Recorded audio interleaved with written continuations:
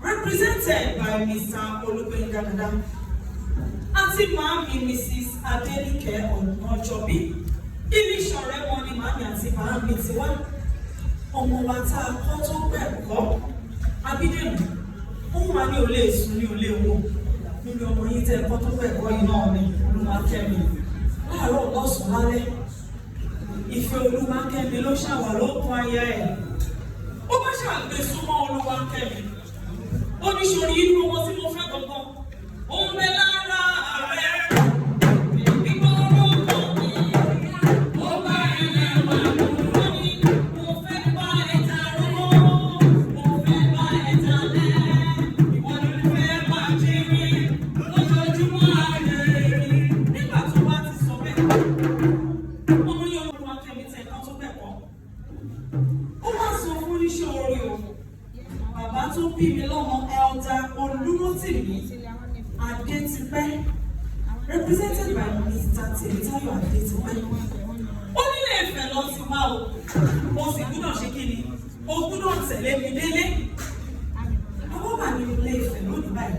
Mo ní Jésù ní àpèjúbà. Jésù ní àpèjúbà. Jésù ní àpèdáhùn.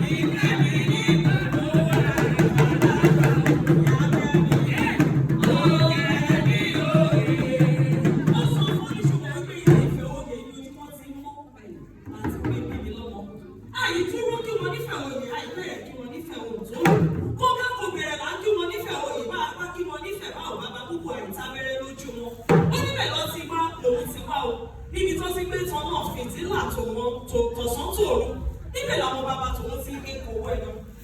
Ó wá ní wípé ṣojú wá mọ̀ wípé ojú kankan ló bí òun, bóun ṣe nílé ìyá, òun nílé bàbá.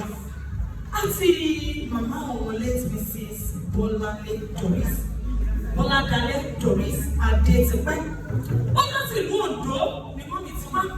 Oǹdó ọmọ múlà méjì sójú ṣẹ́yẹ. Oǹdó jẹjẹjẹjẹjẹjẹjẹ bẹ́ẹ̀ bá lè yọ̀ ní jẹjẹ wọn. Ọjọ́jọ́ náà máa ń pè yí mọ́ bá lọ ọ̀la. Wọ́n mi ní kó náà jẹ́ làfi tó ń jẹ tá a gbé wá lóde lọ. Ọmọ àwọn olùtúrí rọ.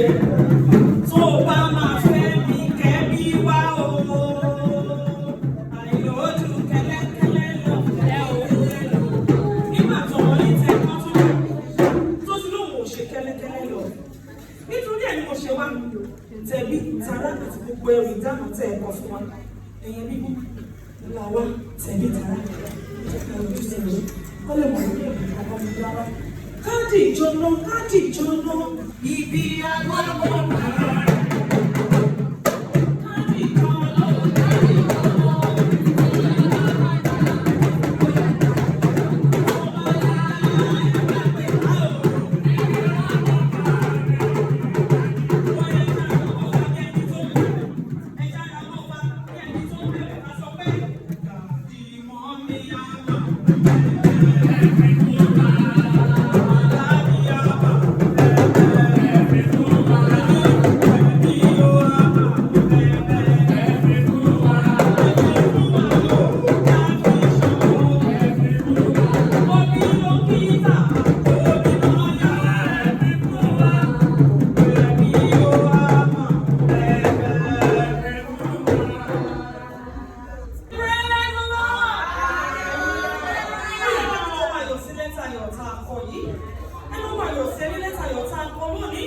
lórí Abídèmí àti Olúwakẹ́mi ẹni lẹ́tà yóò di lẹ́tà ìbànújẹ́ ẹni bó ṣe ń lọ sí ìlú Ilé Ifẹ̀ àti Oǹdó báyìí èsì ayọ̀ la máa gbà mọ́ bẹ́ẹ̀ o Jésù Olúwa wa.